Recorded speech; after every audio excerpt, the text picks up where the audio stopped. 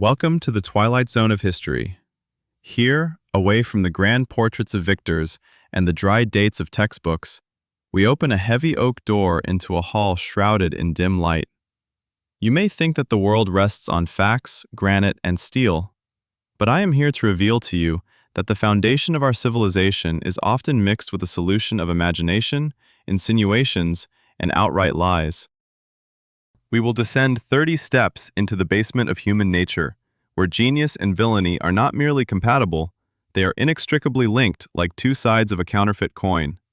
If you are ready to peek behind the curtains of official history, support this story with a like and share in the comments where you are reading from. This inspires the search for new mysteries. Brace yourselves, we begin our deep dive. The first deception, the prince of a territory that never existed. We find ourselves in London at the beginning of the 19th century. The year is 1822. The air is thick with coal soot and the scent of easy money. The Napoleonic Wars have concluded, and Europe, weary of gunpowder, thirsts for exoticism and wealth. We stand in an elegant salon where the chime of crystal glasses dictates the fate of thousands. The center of attention is a tall and imposing man with a distinguished posture, sun-kissed skin, and eyes that burn with the fire of foreign lands. His name is Gregor MacGregor, a Scot by birth, a hero by legend, and arguably the most audacious architect of air castles in history. He is not merely asking for money, he is offering paradise. MacGregor calls himself the cacique, the prince of a distant and beautiful region known as Poyet, situated on the shores of Central America. We watch as he unfurls a map before a captivated audience. Look at these details. Wide navigable rivers, fertile plains where crops are harvested 3 times a year, cities with white columns, and, most importantly, gold mines where nuggets lie right at one's feet. This is the brilliance of MacGregor. He did not just fabricate a lie, he created an entire universe around it. We observe how travel guides about Poyet are printed in the presses of London and Edinburgh. These guides detail the fauna, climate, and the friendliness of the natives, who supposedly adore the British. MacGregor went so far as to draft a constitution for this land, design the uniforms of its army, and even printed bundles of banknotes from the Poyet Bank. These notes rustle in the hands of bankers and humble shopkeepers, drowning out the voice of reason. The psychology of this scam is simple and horrifying. MacGregor was not selling land, he was selling hope. In Britain at that time, economic stagnation was rampant. The interest rates on government bonds had plummeted to 3%. And then the cacique appeared, offering 6% annual returns backed by the guarantee of an entire state. Greed intertwined with the romance of colonial exploits. People sold their homes and farms, spent their last savings to purchase a ticket to a new life. We see them lining up to exchange their hard-earned pounds sterling for beautiful, utterly worthless Poyet dollars. The climax arrives in the autumn and winter of 1822 and 23. 2 ships, the Honduras Packet and the Kinnersley of Newcastle, set sail from the shores of Britain. On board there are approximately 250 settlers, doctors, bankers, shoemakers, soldiers, along with their families. They are heading towards their dreams. We follow them across the Atlantic, sharing in their excitement and anticipation. But when the vessels finally anchor off the coast of Mesquite, reality deals them a devastating blow. There are no cities with grand columns, no harbors, and no golden mines. Before them stretch impenetrable jungles, malarial swamps, and swarms of insects. The supposed capital is merely a few dilapidated huts, remnants left by loggers. We witness the horror in these people's eyes as they realize their one-way tickets have led them to nowhere. This marks the beginning of true tragedy. MacGregor did not just rob them of their money, he stole their very lives. The settlers attempted to construct some form of shelter, but they were urban dwellers equipped with fraudulent maps and worthless currency. Soon, tropical diseases began to take their toll. Yellow fever and malaria decimated them one by one. We observe the agonizing decline of hope. When, after several months, a passing ship from British Honduras discovered the survivors, fewer than a third remained. Nearly 180 individuals paid with their lives for the beautiful tale spun by the Scottish adventurer. Yet the most startling aspect of this story is not the brutality of nature, but the blindness of humanity. When news of the disaster reached London, many were unwilling to believe the deception. MacGregor, with a devilish charm, asserted that the fault lay with the settlers or the ship captains who had allegedly landed them in the wrong place. Furthermore, while the survivors perished in the jungles, MacGregor had already moved to Paris, attempting to execute the same scheme with the French government. Only the vigilance of officials, who were baffled as to why a nation brimming with wealth lacked diplomatic relations, stopped a new wave of deaths. This deception teaches us that the grander the lie, the easier it is to believe. MacGregor crafted an illusion so nuanced that to doubt it would seem madness. He amassed £200,000 sterling, an astronomical sum for that era, equivalent to millions today. And, cynically enough, he faced no consequences. He died in his bed in Venezuela, enjoying a pension as a general, leaving two of the greatest empires in the world feeling deceived. We close the case file on Mosquitia. The blood of the innocent seeped into the lands of Central America, and counterfeit banknotes have become collectors' rarities. Yet, while this deception was founded on greed and geographical ignorance, our next story is rooted in a different, more subtle human emotion, an admiration for ancient wisdom and exoticism. We are about to shift from the jungles to the intellectual salons of Europe, meeting a man who not only invented a country, but also created an entirely new language and culture, persuading the best scholars of his time to believe in it. The second deception, a man who invented himself and an entire nation. We leave behind the tropical heat and malarial swamps to delve into the very heart of intellectual Europe at the dawn of the 15th century. The year is 1703, London, a city where reason is beginning to triumph over superstition, where the cafes buzz with discussions of Newton's laws, and the Royal Society yearns to unlock the mysteries of distant lands. We enter one of these halls, where the silence is broken only by the scratch of quills and the rustle of wigs, housing the finest minds of Britain. All eyes are fixed on a young man with pale skin and light hair. His name is George Psalmanazar, or at least, that's what he requests to be called.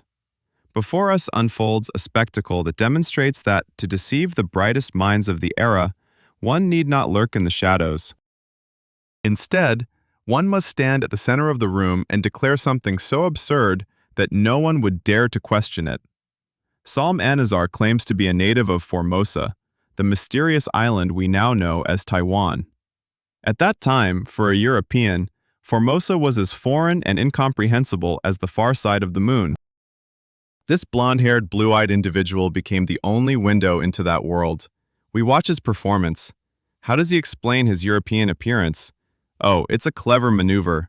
He states that the noble class on Formosa lives underground, avoiding sunlight to maintain their aristocratic pallor.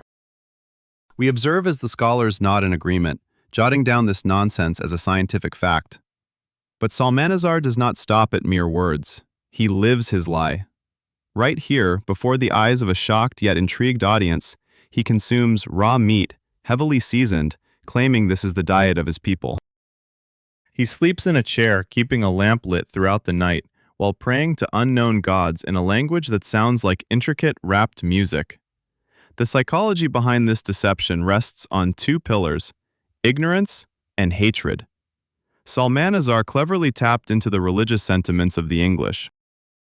He claimed that the people of Formosa despised Jesuits. In Protestant England, which was at odds with Catholic France, anyone who criticized the Jesuits automatically became a friend and a reliable source. We see the Bishop of London taking this rogue under his wing, funding his education at Oxford, and inspiring him to write the major work of his life. The book is published in 1704 under the title Historical and Geographical Description of the Island of Formosa. This is not just a lie. It is a masterpiece of imagination that was ahead of the fantasy genre by 1.5 centuries. As we turn the pages of this bestseller, we are astonished by the details.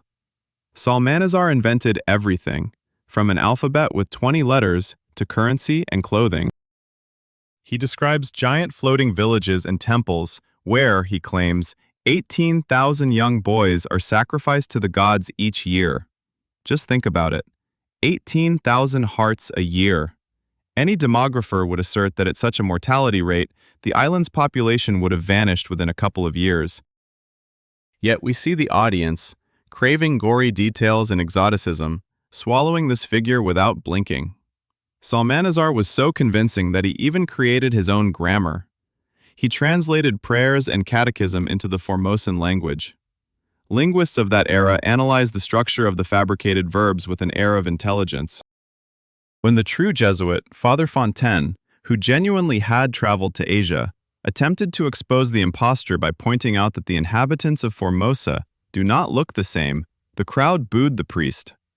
Salmanazar, maintaining his calm demeanor, declared that the Jesuit was merely lying to conceal the truth about his exile from the island. The falsehood, reinforced by the crowd's prejudices, proved stronger than the testimony of an eyewitness. Yet, like any house of cards, this palace of illusions was destined to collapse. However, this demise occurred not due to an external revelation, but rather because of the weariness of its creator and the merciless logic of the exact sciences. We witness a pivotal moment in the downfall during Salmanazar's conversation with the great astronomer Edmund Halley, who lent his name to the comet. Halley did not inquire about religion or customs. Instead, he asked how long the sun shines down a chimney in the capital of Formosa during the solstice. Salmanazar, lacking prowess in geometry and astronomy, offered an answer that defied the laws of physics for that latitude. Halley merely smiled slyly. Gradually, by the year 1706, interest in the prince waned.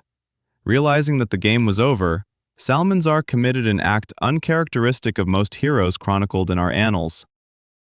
He did not flee with stolen millions. He confessed.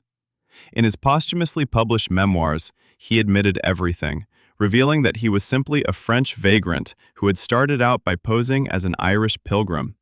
However, recognizing that Ireland was too familiar to the public, he opted to masquerade as a Japanese and then as a Formosan. The remainder of his days was spent in London, where he worked as a modest writer and led a pious life. Remarkably, he was still respected even after his exposure. The renowned Dr. Samuel Johnson, the creator of the English dictionary, enjoyed spending time with him in the tavern and remarked that George Salmanazar was the most devout individual he knew, stating he would rather deceive a bishop than him. This tale leaves us pondering the nature of truth when an entire nation is willing to believe a fabrication simply because it entertains and flatters their beliefs. Salmanazar demonstrated that culture, language, and history might not be a legacy of ancestors, but rather the product of one bored genius's imagination. We close the book on the fictitious Formosa. Words and languages are powerful weapons, but they require constant affirmation through voice. Yet, there exists a silence of lies, a lie that gazes down at you from the wall and evokes tears of joy, all while laughing in your face. If Salmanazar deceived scholars, then our next hero dared to challenge the sacred realm of art, targeting one of the most fearsome monsters of the 20th century. We must leap forward by 2 centuries to witness how paint and canvas can evolve into instruments of vengeance. Trick number 3.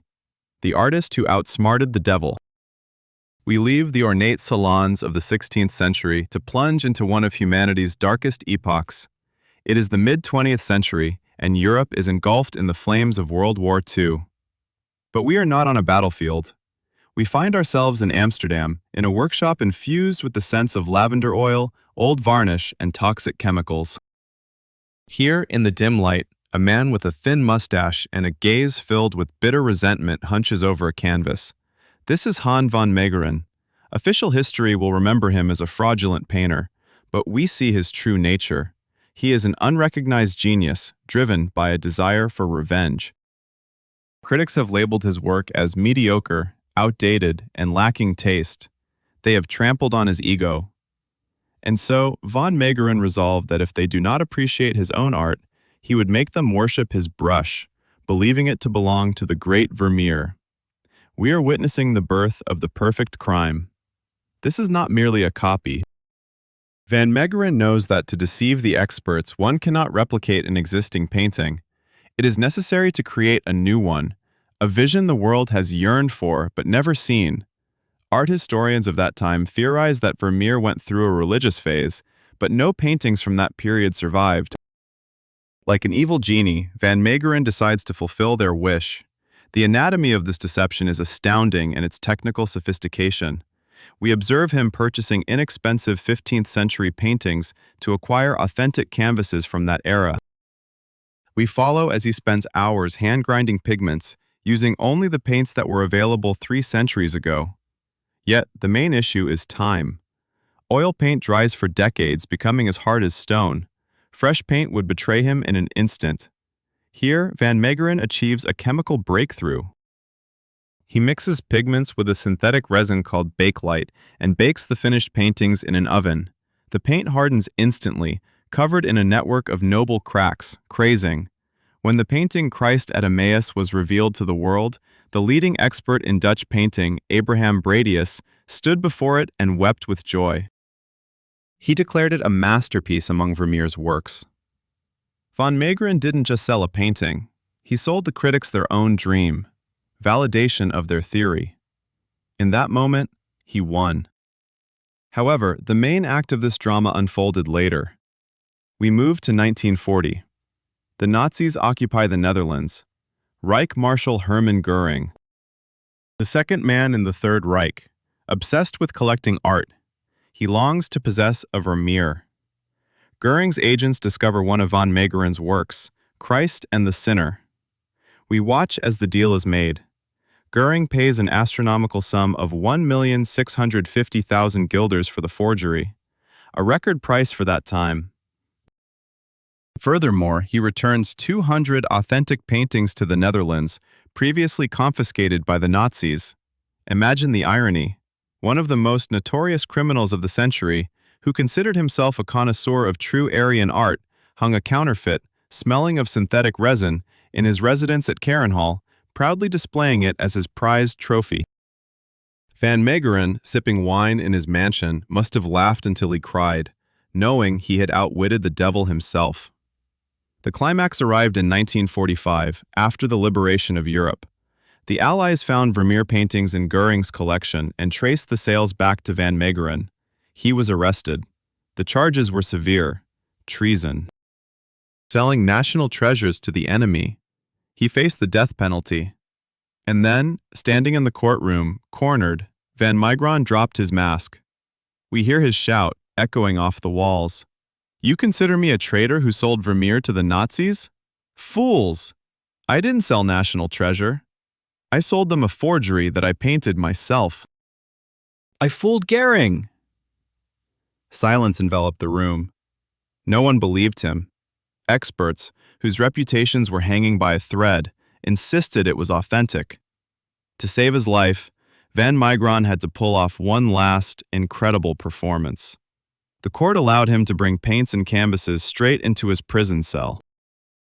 Under the watchful eyes of guards and journalists for several weeks, he painted his final Vermeer, a piece entitled Young Christ Preaching in the Temple, before the eyes of the world. When the last stroke was made, there was no longer any doubt. The treason charges collapsed. He became not a traitor, but a national hero, a man who had outsmarted the Nazis. He was sentenced to only 1 year in prison for fraud, but he died of a heart attack before serving his term in 1947. This story teaches us that expert opinions often stem from a desire to believe rather than from facts. Van Meegeren demonstrated that the value of art is a relative concept. If a painting evokes the same emotions as the original, if people are willing to kill and pay millions for it, does it truly matter whose hand held the brush? A master from the 15th century or a vengeful chemist from the 20th? We leave the workshop of the great forger, where dust settles on empty paint cans. Van Meegeren used a fine brush and human vanity, but our next story will take us to the Wild West, where the tools of deception were much coarser and greed was even more primitive.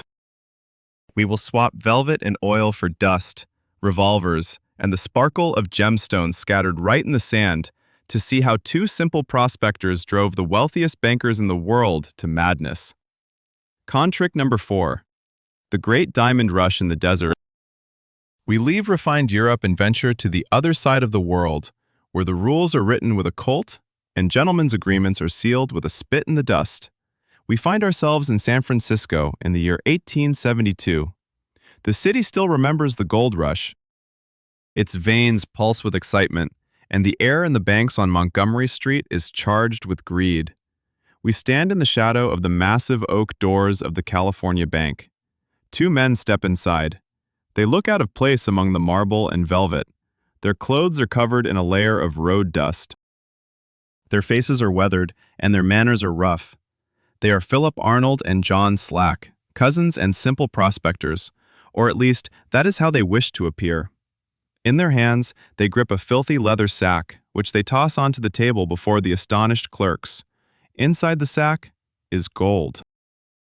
There are uncut diamonds, rubies, emeralds, and sapphires. We witness the beginning of one of the boldest scams of the Wild West. The psychology behind this deception was executed to perfection. Arnold and Slack did not ask for money. On the contrary, they played the roles of simple, frightened locals who merely wanted to store their stones.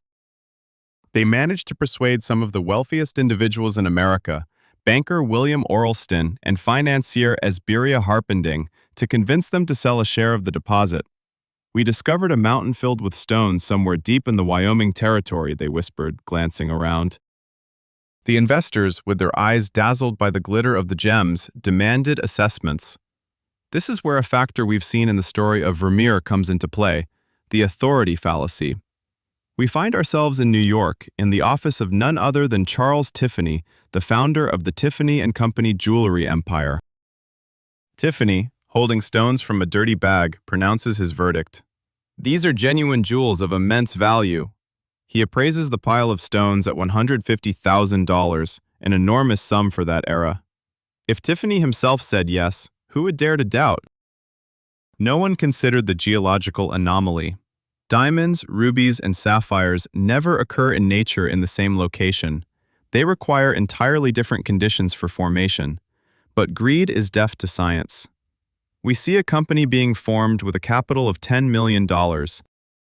Arnold Slack receives around $600,000 in cash for disclosing the location, but before revealing the spot, they take the investors' representatives blindfolded. 4 days by train, followed by horseback through rocks and wastelands. When the blindfolds are removed, the investors are met with an expanse of land. Indeed, just by digging into the earth with a boot, diamonds appear in abundance. They are lying among anthills, they are stuck in the crevices of rocks, and they sparkle in the bed of a dry creek. None of the ecstatic bankers suspected that just a couple of months earlier, Arnold and Slack had undertaken a quiet trip to London. There, they purchased thousands of flawed industrial diamonds and low-grade rubies for approximately $35,000. We can vividly envision this realistic scene. Two men in the desert, under the sweltering sun, methodically salt the earth, inserting precious stones into the soil and blasting them with a shotgun into canyon walls to embed them deeper. The scam was perfect. The company's shares soared to the heavens. But, as is the case in any story of deceit, there is always someone who looks beyond the shine to find the truth. That person was Clarence King, a young and ambitious state geologist. Upon reading reports about the discovery, King sensed something was amiss. Rubies and diamonds together? That's impossible, he thought. We follow him and his team as they trace the expedition's path to find the very plateau. King begins to dig. He finds diamonds, but then discovers something that causes him to laugh bitterly. The laugh of a scientist witnessing human folly. One of the diamonds he found bore signs of having been cut. Nature produces crystals, but nature does not facet them with jeweler's tools. Furthermore, King noticed that exactly a certain number of stones lay on each square foot of land, as if someone had measured them to a recipe. "This place is finished," read his famous telegram to the investors. The house of cards collapsed in an instant. Banker Ralston was ruined and forced to repay the depositors from his own funds. Later, he died under mysterious circumstances while swimming in the bay. Charles Stefani suffered a blow to his reputation that is still remembered today. And what became of our heroes? John Slack vanished, dissolving into the plains, leaving no trace behind, as if the sand had been swept away by the wind. Philip Arnold returned to his native Kentucky, a wealthy man. When he was taken to court, he innocently claimed that he had merely sold his land rights, and whatever the bankers found, or didn't find, was of no concern to him. Ultimately, he settled for a portion of the money and lived out his days in comfort until he was killed in a shootout with a rival banker. An ironic end for a man who started a war of capital. This story is rough, like an unpolished diamond. It serves as a lesson about how we see what we want to see. Even the most seasoned businessmen forget the basic laws of nature when the ghost of easy profit is looming before them. We shake the Wyominging dust off our cloaks. The desert knows how to keep secrets, but cities know how to sell them for even more. If Arnold and Slack sold a non-existent mine, our next hero went even further. He decided to sell something that was in plain sight, something symbolizing the nation, something that could not be hidden in a bag. We must journey to Paris in the 20s to meet the most elegant con artist in history, who managed to sell 300 meters of iron for scrap metal. This is con number 5. The Count who sold the Eiffel Tower. We leave the dusty plains of the Wild West and find ourselves in the city of lights, love, and the most exquisite lies. Paris, May 1925. Europe is healing after the Great War. The economy is recovering, and jazz can be heard from every cellar in Montmartre. We sit at a table of a street cafe, watching a man in a flawless three-piece suit casually scan the morning newspaper. His name is Victor Lustig, though he is known in the criminal world as the Count. He is the Mozart of fraud, a virtuoso playing the strings of human vanity. His eyes catch a small notice on the last page. It states that the Eiffel Tower, originally built as a temporary structure for the World Exhibition, is in a deplorable state. Rust is eating away at the metal, and the cost of painting and repairs is exorbitant for the city budget. The journalist rhetorically asks if it wouldn't be simpler to just demolish it. For the average reader, it's merely a reason to grumble over their morning coffee. For Lustig, it is an epiphany. We watch as he prepares for the show. Lustig doesn't waste time on trivialities. He forges credentials of the deputy director of the Ministry of Posts and Telegraphs. He sends out official invitations to the 5 largest scrap metal dealers in Paris. But notice the detail. He chooses to hold the meeting not at the ministry, too risky, but at the Decrion Hotel, the most luxurious hotel in the city. The psychology is simple. In such interiors, individuals often lower their guard, subdued by the authority of power and wealth. In a private hotel room, Lustig speaks in a whisper. He reveals a state secret to the businessmen. The government has decided to dismantle the tower. It is old, dangerous, and aesthetically outdated. At that time, many Parisians genuinely detested it. He offers them a unique deal, the right to purchase it. The metal is top-notch. Among those gathered is André Poisson. He is wealthy, yet he is a provincial who desperately wants to enter the elite of Parisian business. Acquiring the Eiffel Tower would make him a legend. Lustig, a keen psychologist, quickly identifies his target. He notices that familiar blend of greed and uncertainty in Poisson's eyes, which is essential for a successful scam. However, at a certain point, Poisson begins to hesitate. The deal seems too secretive, too rushed. Poisson's wife also senses something is amiss. Why is the official meeting in a hotel? It is then that Lustig makes a move we can call the corruption gambit. Instead of proving his integrity, he admits to his dishonesty. We observe this brilliant scene. Lustig awkwardly confesses to Poisson that the official's salary is low and living in Paris is expensive. He hints at a bribe. And surprisingly, Poisson's demeanor brightens. If the official asks for a bribe, he must be genuine. In Poisson's world, honest people are suspicious, while corrupt ones are understandable and reliable. Paradoxically, it is this admission of a petty crime that enables the commission of a grand one. Poisson hands Lustig a suitcase filled with cash, not only for the metal, but also a substantial bribe on top. Preserving his reputation and the money, Lustig quickly boards a train to Vienna. We see him gazing out the window at the receding silhouette of the tower still standing in its place. The most astonishing aspect of this story is its silence. Days turned into weeks, Poisson sent his workers to dismantle the tower, and only then realized he had been cheated. However, he did not contact the police. The shame of being the man who bought the Eiffel Tower from a con artist was more powerful than the loss of money. He chose to swallow his anger to avoid becoming a laughingstock in all of Paris. This impunity intoxicated Lustig. A month later, he returned to Paris and tried to sell the tower again using the same scheme to another dealer. But this time, the victim was smarter and contacted the police.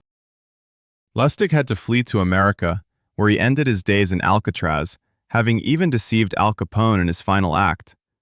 Victor Lustig's story reminds us that sometimes, to make someone believe the incredible, one must not elevate oneself, but rather descend to their level, revealing one's vulnerabilities. Poisson did not believe in the sale of the tower. He believed in the cunning of the official because it fit within his worldview. We depart from Paris, where the Eiffel Tower still pierces the sky, reminding us that symbols cannot be bought, no matter how much one desires them. Yet, if Lustig manipulated one individual in a closed room, the next story will unveil the power of the printed word. We travel across the ocean to New York to discover how one newspaper convinced millions that they are not alone in the universe, and to witness winged beings and unicorns where they should not exist. Deception number 6, the Great Moon Hoax and the Bat People. We leave the elegant boulevards of Paris and dive into the chaos and noise of mid-19th century New York in August of 1835. This is a time when science makes remarkable strides, locomotives begin to carve through space, and the boundaries of what is possible blur with each passing day. In this city, infused with the scent of printing ink and cheap tobacco, a fierce battle rages, a war of newspapers. We find ourselves outside the office of the Sun, observing a man whose pen is about to turn astronomy into a spectacle. His name is Richard Adams Locke. He is not a scientist. He is a reporter with the imagination of a writer, the fanciful nature of a dreamer, and the cynicism of a marketer. He understands that the public grows weary of reading about politics and cotton prices. The audience craves wonder, and he decides to deliver them the greatest marvel of all, life on the moon.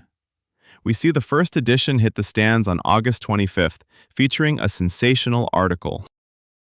The headline screams about significant astronomical discoveries made by Sir John Herschel, the most esteemed astronomer of the time. Locke masterfully exploits this authority. Herschel was indeed observing the stars at that moment in South Africa at the Cape of Good Hope, but there was no way to contact him, and verifying the information was impossible. This provided Locke with the perfect alibi and a time buffer.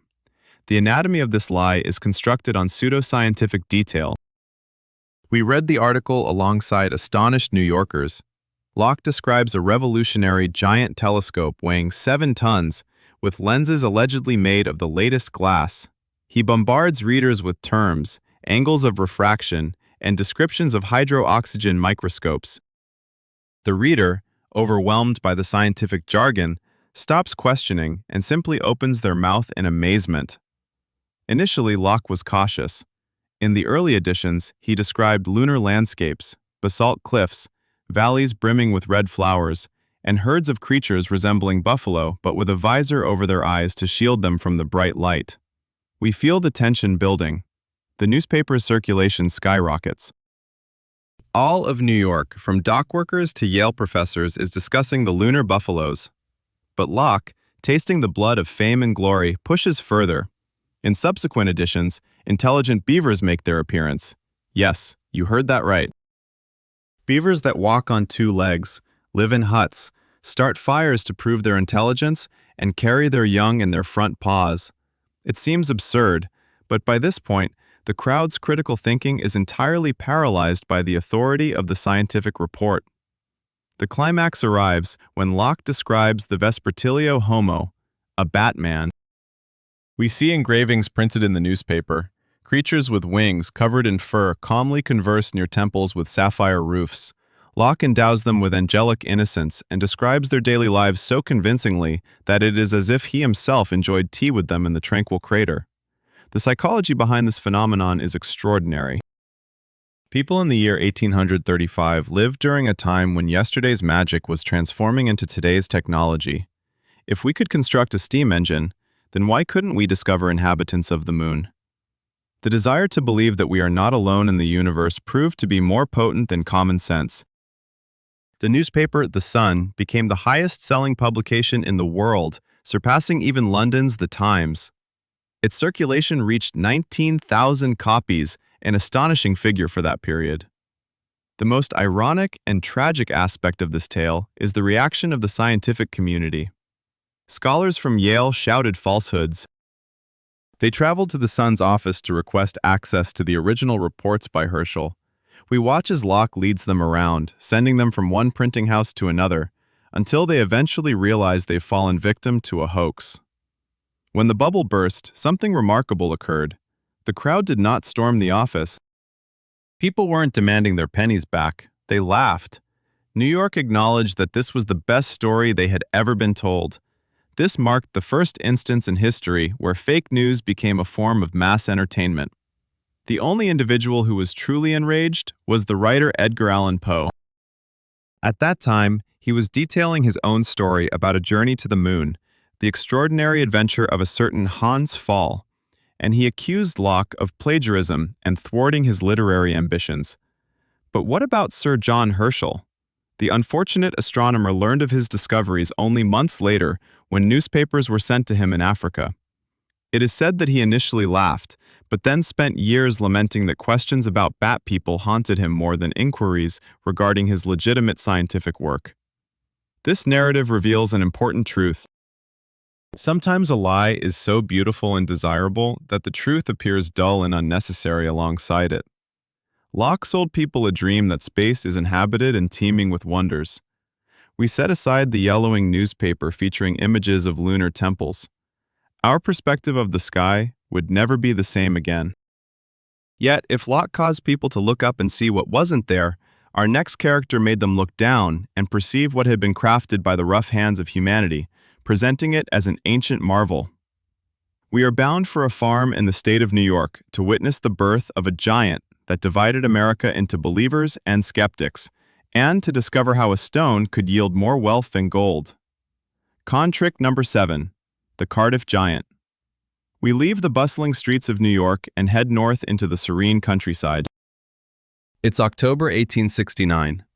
We stand amidst a muddy field on William Newell's farm near the village of Accardi. The air here smells of damp earth and decaying leaves. 2 laborers hired to dig a well monotonously toss dirt with their shovels. Suddenly, a dull thud echoes. Metal strikes stone. But this is no ordinary boulder. We lean over the pit and see a pale, giant human leg emerging from the clay. The workers, in horror, drop their shovels. Gradually, inch by inch, they extract the body of a petrified man into the light. His height exceeds 3 meters. His face is contorted in a grimace of agony. One arm is pressed against his abdomen, as if during the moment of death he suffered unbearable torment. This is the Cardiff Giant. The news spreads faster than wildfire. Evidence of biblical truth has been discovered. There were giants on the earth in those days, local pastors quote from the book of Genesis, gazing at the stone wonder. But we know that we are not facing a miracle of nature, but rather a monument to human vindictiveness and greed. Behind this find looms the figure of George Hull, a tobacco merchant and staunch atheist. The anatomy of this deception did not begin with a shovel, but rather with a theological dispute. A year earlier, Hull had quarreled with a Methodist minister who insisted that the Bible should be taken literally. Angered by his opponent's obstinacy, Hull decided, if they are willing to believe in fairy tales about giants, I will give them a giant and make them pay for it. We witness how meticulously this hoax was prepared. Hull purchased a massive block of gypsum in Iowa, falsely claiming it was needed for a statue of Abraham Lincoln. He transported it to Chicago, where he hired German stonecutters. Hull himself posed for the statue, imparting his features to it, but merely carving the figure was not enough. To deceive science, it had to appear aged. We see the conspirators treating the statue with sulfuric acid to give it the look of ancient erosion. The most ingenious detail involves pores. Hull prepared a special hammer with needles and struck the statue for hours, mimicking the texture of human skin. Then, the giant was secretly transported to his cousin Newell's farm, buried, and left to mature for a year, allowing plant roots to entwine it, creating the illusion of antiquity. When the find was revealed to the public, hysteria erupted. People paid 50 cents, a substantial sum for farmers at the time, just to get a glimpse of the giant. Newell's farm transformed into a pilgrimage site, attracting up to 3,000 visitors on weekends. We see Hall standing off to the side, smoking a cigar and counting his profits. He sold a share in the giant to a syndicate of businessmen for $37,500. Scholars and clergy split into two camps. Ministers viewed the giant as a confirmation of their faith. Some skeptics, baffled by the skin-like texture, cautiously suggested it might be an ancient statue. But the real spectacle began when the great showman Phineas Taylor Barnum entered the scene. Sensing the scent of money, Barnum offered to buy the giant for $60,000. The syndicate declined. What did Barnum do? He hired a sculptor, created an exact replica of the giant, and displayed it in his museum in New York, claiming that he had the authentic original, while the Cardiff version was a pathetic counterfeit. Imagine the absurdity of the situation. Crowds of people paid to see a copy of a copy. A dispute arose over whose fake giant was the real thing. It became a battle of two forms of illusion. The end of this comedy came at the hands of paleontologist Othniel Charles Marsh. Without seeking biblical meanings, he simply chipped off a piece of the giant and found fresh, unweathered gypsum. "This is the most decisive hoax of the century," he declared. Soon enough, the stone carvers from Chicago let the truth slip. Hal was not dismayed by the exposure. He had illustrated his point. People are willing to believe anything that flatters their convictions. He emerged from the venture a wealthy man. Meanwhile, the giant, after touring the country, found his rest in a farmer's museum in Cooperstown, where he still lies today, a testament to human gullibility. This tale teaches us that the line between belief and fact blurs when the desire for a miracle comes into play. Hal simply provided the public with what they wished to see in their land, affirmation that their world is more significant and ancient than it appears. We leave the stone Easter Island statue in the quiet of the museum. However, if a mere tobacconist in America could fool a nation using a piece of plaster, our next story will have stakes much higher. We must cross the ocean and return to Victorian England to witness the most sensational trial of the 19th century. There, a simple butcher from Australia will attempt to steal not just money, but a name, title, and lineage from an ancient aristocratic family, splitting society into two irreconcilable factions. Deception number 8. The butcher who took a title and fractured an empire. We are leaving the heartland of America to plunge into the thick yellow fog of Victorian London.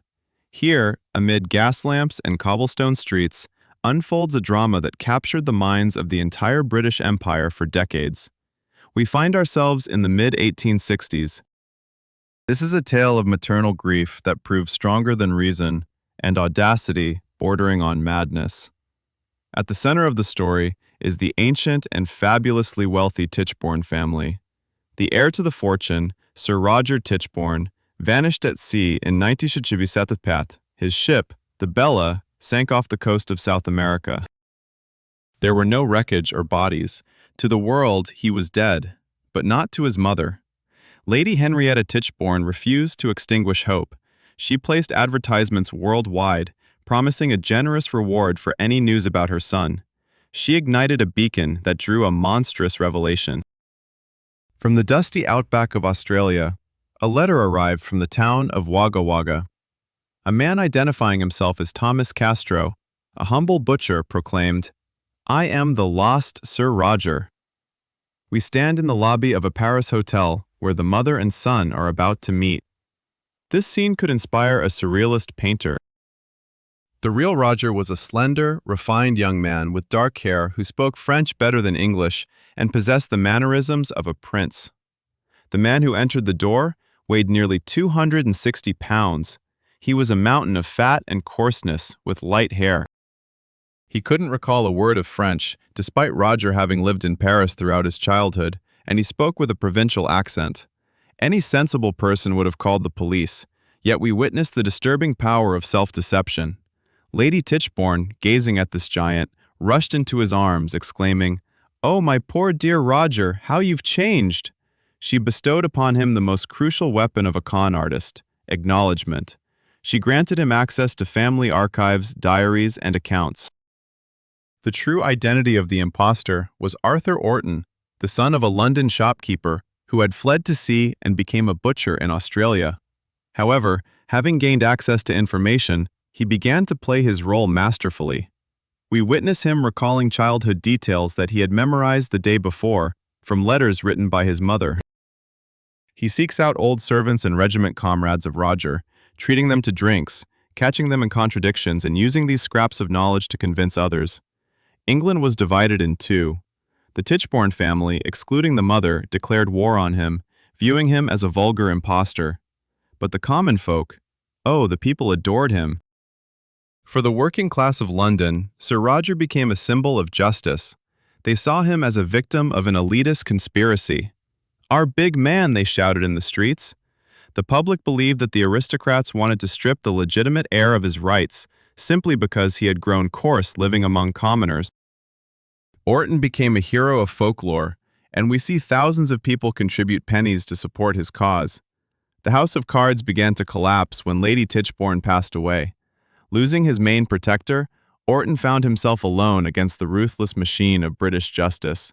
A civil trial commenced, lasting 102 days. The Tichborne family's lawyers literally crucified him on cross-examination. We are present in the stifling courtroom. The attorney asks Orton about the content of a sealed letter that the real Roger had left for his cousin before his departure. The letter spoke of love for his cousin and of a bet to build a church if he married her. Unaware of this, Orton claimed that the letter referred to seducing the cousin. This was a fatal mistake, insulting the lady's honor and revealing that he lacked the most intimate knowledge of his own life. But the final blow was delivered by a tattoo. The real Roger had a tattoo on his arm depicting a heart, an anchor, and a cross. Orton did not have it. He attempted to argue that it had disappeared. However, the forensic science of that time knew that tattoos did not vanish without a trace. Furthermore, witnesses from Australia came forward, confirming that the butcher Arthur Orton was indeed the same as Barnett. The jury rendered a verdict: guilty of perjury. Orton was sentenced to 4 years of hard labor. However, even after the verdict, the myth did not die. We observe a paradox. While Orton toiled in prison, his supporters held rallies, drawing tens of thousands of people to Hyde Park. The psychology of the crowd is such that acknowledging one's mistake is more difficult than continuing to believe in a beautiful lie. The people did not want to accept that their hero was merely a con man. They reveled in the fairy tale of the prodigal son's return. Upon his release from prison, Orton was broken. He confessed to the deception for a few £1,000s, selling his confession to a newspaper, but then recanted his admission, trying to win back public affection. He died in poverty on the 1st of April 1998, a symbolic date for the King of Fools. Ironically, his gravestone bore the inscription, "Sir Roger Charles Doughty Tichborne. Even in death, he did not relinquish the stolen name." This story teaches us that grief blinds us, and class hatred makes us deaf to the facts. Lady Tichborne had seen her son as she could not bear the thought of his demise. The crowd recognized the hero because of their disdain for the wealthy. Orton was merely a reflection, in which everyone saw what they desired. We are closing the Tichborne case. It was a scheme built on emotions and familial secrets. However, our next tale will escalate the stakes to extraordinary heights. We transport ourselves to France on the eve of revolution, where a singular schemer managed to pilfer the world's most exquisite necklace, masquerading as the queen, thus propelling the monarchy towards its demise beneath the guillotine. Trick number 9. The necklace that led to the queen's beheading. We depart from the foggy London and arrive in Versailles in the year 1785. Here, the air is thick with the scent of powder, intrigue, and an impending storm. France teeters on the brink of a chasm. The people are starving, while at the court, a never-ending ball of hypocrisy continues. We stand in the shadow of mirrored halls, watching a woman whose greed will ignite the fuse of the great French Revolution. Her name is Jeanne de la Motte. She claims to possess royal blood from the Valois dynasty, yet in reality, she lives on the edge of poverty, bearing only the title of countess and excessive ambitions. Jean understands the fundamental rule of Versailles. To gain power, one must cultivate the illusion of proximity to it. Her target becomes Cardinal de Rohan. Cardinal de Rohan is wealthy, noble, yet unhappy. He has fallen out of favor with Queen Marie Antoinette and is desperate to regain her affection. Jean becomes his confidant. She convinces the cardinal that she is a close friend of the queen. We witness her delivering letters, supposedly penned by Marie Antoinette, filled with vague hints of forgiveness. The cardinal, blinded by hope, fails to notice that the Queen of France would never sign as Marie Antoinette French. This is a glaring mistake by the forger, but the desire to believe outweighs the rules of etiquette. To firmly set the hook, Jeannie arranges a nighttime meeting in the Grove of Venus within the gardens of Versailles. We watch this scene unfold from behind the bushes. Darkness, rustling gowns, the cardinal's quickened breathing. A figure in white approaches him, hands him a rose, and whispers, "You know what this signifies?" The cardinal falls to her feet, convinced he is in the presence of the queen. In reality, it is the maid Nicole Led, hired by Jean for a pittance to play this role, resembling Marie Antoinette in figure. Now that the bait has taken, Jean shifts to the main course. The discussion revolves around the diamond necklace. This is no ordinary ornament. It is a monster composed of 647 flawless diamonds, totaling 2,800 carats. Boehmer and Bassange labored for years to create it, hoping to sell it to Louis XV for his mistress. But the king has passed away. Now the necklace is valued at 1.5 million livres, equivalent to several castles, or equipping an entire fleet. Marie Antoinette had already declined it, deeming the price scandalous. Jean informs the cardinal. The queen secretly wishes to acquire the necklace, but cannot do so officially due to the complicated economic situation. She asks the cardinal to act as her covert intermediary. Seeing this as an opportunity to finally become the favorite, Rogan agrees. He takes the necklace from the jewelers under his assurances, promising that the queen will pay the sum in installments. We witness the climax of this audacity. The cardinal hands the box containing the treasure to a man he believes to be the queen's servant. In reality, this is Jean's husband. Once the doors close, the necklace is brutally broken apart. Jean's husband heads to London, where he begins to sell the diamonds individually. The plan was straightforward. When the time comes to pay and the queen claims she purchased nothing, the cardinal, in order to save his honor, will pay himself. However, Jean underestimated the scale of the situation. The jewelers, not receiving the first installment, contacted the queen directly. Maria Antoinette, upon hearing that she supposedly bought this madness through the cardinal she despised, flew into a rage. Instead of covering up the scandal, King Louis XVI made a fatal misstep.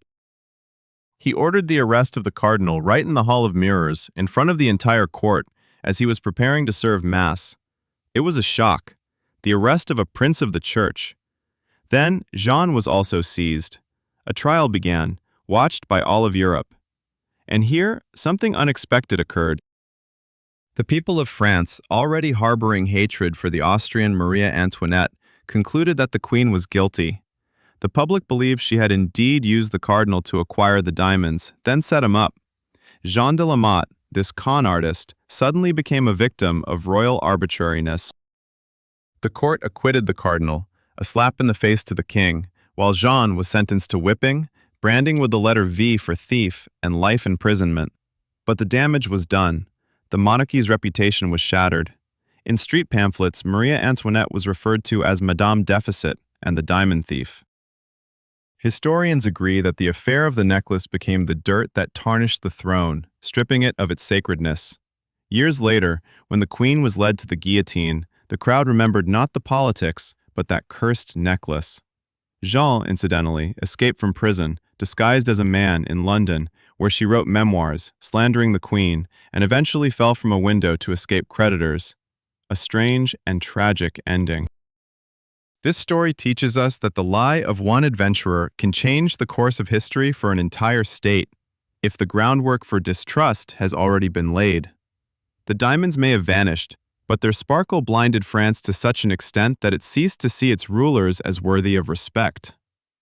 We close the box of the ghosts of the diamonds.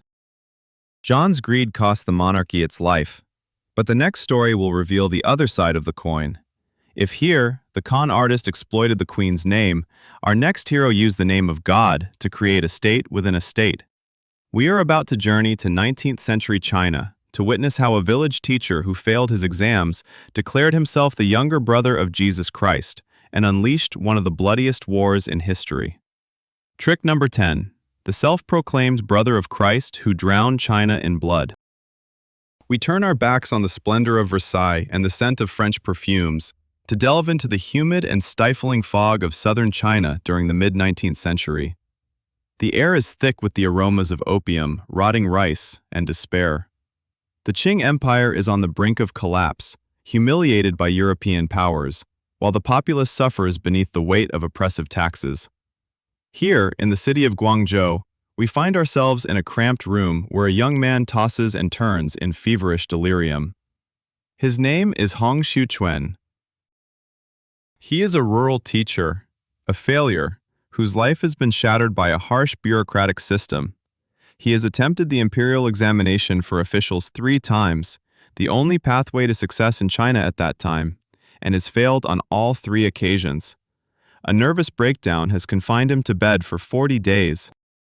In this fevered state, a vision visits him.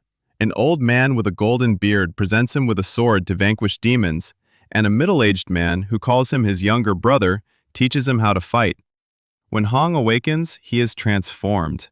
But the real deception that would alter the course of history emerges shortly thereafter, when he comes across a Christian pamphlet distributed by missionaries. Upon reading it, Hong realizes that the old man was God the Father, the middle-aged man was Jesus Christ, and he, Hong Xiuquan, is the new Messiah, the younger brother of Jesus, sent to save China. The psychology behind this falsehood is unique, for its creator likely believed it himself. However, the manner in which he wielded this belief became one of the greatest manipulations in Asian history. Hong began to preach not humility, but fury. He declared the ruling Manchu dynasty to be demons that must be eradicated. For the impoverished peasants, miners, and outcasts, this was exactly the message they longed to hear. They were promised a heavenly kingdom on earth, the Taiping Tian Guo, where all were equal, where there were no rich or poor, and where land was shared equally. We watch as the spark ignites into a raging fire. The God-worshipping society transforms into an army. Zealots, convinced of their invincibility, grow their hair long as a sign of defiance against the Manchus, who demanded that they wear queues, and they go into battle with red headbands adorning their heads. The discipline is ironclad. The slightest infraction results in death. In 1853, the Taiping seized Nanjing, the second most important city in the empire, and declare it their capital. Hong Xiuquan builds himself a magnificent palace. Here, we witness the monstrous hypocrisy of any totalitarian cult. Preaching asceticism and chastity, Hong forbids his followers to marry, and even severs family ties. Men live in one barrack, women in another. Sexual relations are punishable by death, yet the heavenly king himself maintains a harem of concubines. He resides in a gilded cage, surrounded by women, while his soldiers die for his delusions. The scale of this deception is staggering. It was not merely a sect. It was an alternative state that lasted for 14 years.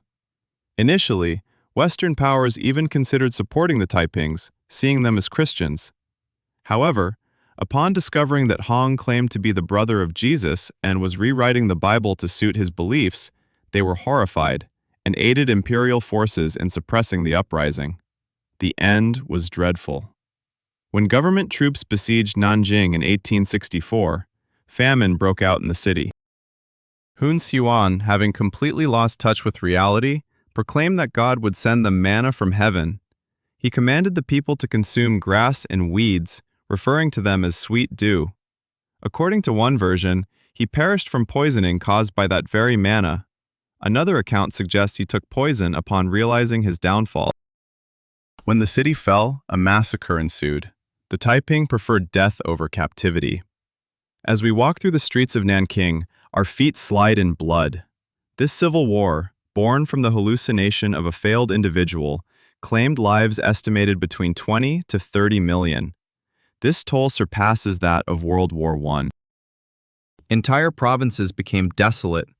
China's economy was thrown back decades. The story of Hun Xuan serves as a grim reminder of the consequences when personal complexes and grievances against the world take on a religious guise. People followed him not because they believed in his divinity, but because they had nothing left to lose. The beautiful lie of equality was sweetened by the bitter truth of their harsh existence. We leave the ruins of Nanking, where the smoke from the fires mingles with the fog. Hun Xuan manipulated faith and military force. However, our next story will demonstrate that toppling an entire system does not require millions of soldiers. Just one old, worn-out uniform and a confident voice are sufficient. We are about to journey to Prussia in the early 20th century, into a world of perfect order, to witness how an old shoemaker, with not a penny to his name, seized the town hall and arrested the mayor simply by correctly saluting. The deception number 11. The shoemaker who captured a city with a second-hand uniform. We depart from the smoldering ruins of China and find ourselves in the heart of Europe, in a world where order is the ultimate authority. Prussia, October 1906. Here, under a gray, low sky, the rhythm of life is punctuated by the sound of boots on cobblestones. This is a society where a man without a uniform is nothing, and the uniform itself is revered. We stand on the streets of Berlin, observing an elderly man with a weary face and stooped back. His name is Wilhelm Voigt. He is a shoemaker who has spent much of his life in prison for petty thefts. Now, he is unemployed, homeless, and worst of all, without a passport. The bureaucratic machine of Prussia has pushed him into a corner. Without a registered address, he cannot find work, and without a job, he cannot obtain residency. The police have ordered him to leave Berlin, but other cities will not accept him. He is an invisible man, a rat trapped in a corner. Yet this rat has a brilliant plan based on a keen understanding of the German spirit. Voigt goes to a thrift shop and buys parts of a Prussian army captain's uniform. Note that the uniform is put together haphazardly, the cap is crumpled, and the jacket is not quite the right size. In any other country, he would be recognized in a minute. But Voigt knows that in Prussia, no one looks at the officer's face, everyone looks at the insignia. On October 16th, we witness a theater of the absurd. Voigt, donned in uniform, steps out into the street. He sees a squad of guards returning from the shooting range. He simply commands them, "Attention, behind me!" And then, magic occurs. The soldiers do not ask for documentation. They see the captain, hear the click of heels, and they turn to follow this stranger. Voigt halts yet another squad. Now he commands a small army. They board a train and travel to the suburb of Berlin-Köpenick. We observe how the passengers respectfully part for the captain and offer him schnapps. No one notices that the officer speaks in a coarse dialect, and his manners are far from aristocratic. The uniform dazzled them all. Upon arriving in Köpenick, Voigt leads his soldiers to the town hall. He positions sentries at the doors and orders the arrest of the gendarmes guarding the building. The gendarmes comply. Then, the captain bursts into the office of Mayor Georg Langerhans. Imagine the horror of the official when the officer informs him of an arrest, by order of His Majesty the Emperor. The mayor doesn't even ask to see a warrant. In his world, the command of a man in uniform is not up for discussion. Voigt instructs the treasurer to hand over all cash. About 4,000 marks are passed to him. While the mayor is escorted to Berlin, his wife, a touching detail, asks for permission to give her husband warm clothing to take with him. Voigt orders the other officials to stay in their positions. He then calmly heads to the station, changes into civilian clothes in the restroom, and disappears with the money. The psychology of this crime is a diagnosis of an entire nation. Voigt utilized not weapons, but automatic obedience. The Germans had been drilled so thoroughly to submit to authority that their minds switched off at the sight of shiny buttons. Power belonged not to a person, but to the uniform. When the deception was uncovered, and Foyt was betrayed by his former cellmate who knew of his plans, Germany erupted in laughter. The entire country laughed until tears rolled down their cheeks. Even Kaiser Wilhelm II, upon hearing about it, was not enraged but proudly declared, "Look at our discipline. No other nation in the world can submit like this." Foyt became a national hero. He was tried and sentenced to 4 years in prison, but the Kaiser personally pardoned him before his term ended. The captain from Köpenick emerged as a star. He traveled across Europe, handing out autographs, taking photographs in that same uniform. A wealthy man due to donations from rich widows who were charmed by his audacity. He died in Luxembourg, and a monument in the shape of a Prussian officer still stands on his grave. This story is a scathing satire on a society where appearance matters more than substance. Foyt demonstrated that if you look like authority and speak like authority, people will willingly hand you the keys to the city, even if you're an old cobbler with a criminal record. We leave the amusing old man Foyt relishing his fame. He forged an identity using clothing, but in a world of vast wealth, clothing is too trivial. In our next tale, we will meet a man who decided not to forge himself, but to manipulate the very foundation of the economy. We are headed to Lisbon in the 20s to encounter a con artist who nearly brought down the state by printing so much real money that it could have purchased all of Portugal. Scam number 12. The man who printed himself a country. We leave the entertaining captain of Köpenick and his toy army to dive into the realm of true power, where battles are fought not on parade grounds, but in stock market reports, and where the weapon of choice is not a rifle, but a printing press. We find ourselves in Lisbon. The year is 1925. Portugal is a nation with a grand past and a troubled present. The economy lies in ruins, political instability has become commonplace, and there's a pervasive yearning for lost imperial grandeur. Within this murky pond swims an exceptionally large fish. His name is Arthur Virgílio Alves dos Reis. He is young, charming, impeccably dressed, and his eyes burn with the fire of someone who sees opportunities where others only see problems. Reis is not merely a con artist, he is a financial architect with audacity that knows no bounds. He has no intention of counterfeiting money in a basement. That is too dirty and trivial. Instead, he decides to compel the official printer of the Bank of Portugal to do it for him. We witness the birth of a plan that is unparalleled in its boldness.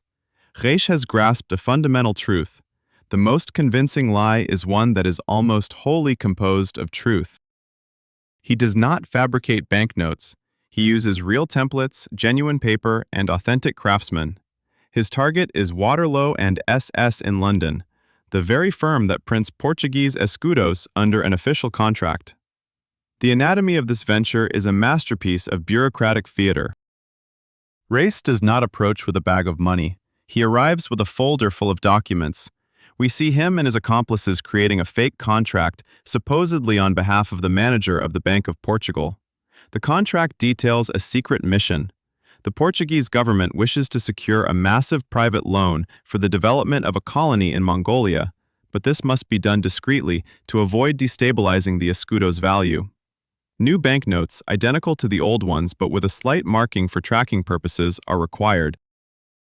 The psychology of the deceit hinges on colonial thinking and British propriety. The directors of Waterloo and SS see nothing but respectable gentlemen before them. Reis engages foreign accomplices posing as diplomats who discuss imperial development. The story seems plausible. Secrecy is very much in line with grand politics.